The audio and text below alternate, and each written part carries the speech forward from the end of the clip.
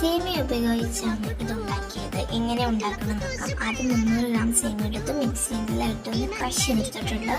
അതിലിട്ട് പാൽപ്പൊടി 2 table spoon, പഞ്ചസാര പൊടിച്ചത് 4 ടേബിൾ സ്പൂൺ ചേർത്ത് മിക്സ് ചെയ്തു. ബട്ടർ മെൽറ്റ് ചെയ്ത് ഇതിലോട്ട് പാർന്നിട്ട് നല്ലതിൽ മിക്സ് ചെയ്യുക. എന്നിട്ട് നമ്മൾ നല്ല രീതിയിൽ റോസ്റ്റ് ചെയ്തുക. ഒരു മീഡിയം ഇതിലിട്ടിട്ട് റോസ്റ്റ് ചെയ്യുക. എന്നിട്ട് കോൺഫ്ലവറും കസ്റ്റാർഡ് പൗഡറും പാലും മിക്സ് ചെയ്യുക. എന്നിട്ട് നമ്മൾ ഇതിലോട്ട് നട്ട്സ് ഉണ്ടെങ്കിൽ നട്ട്സ് ചേർത്ത് കൊടുക്കാവുന്നതേ ഉള്ളൂ. അത് നല്ല രീതിയിൽ റോസ്റ്റ് ചെയ്യുക.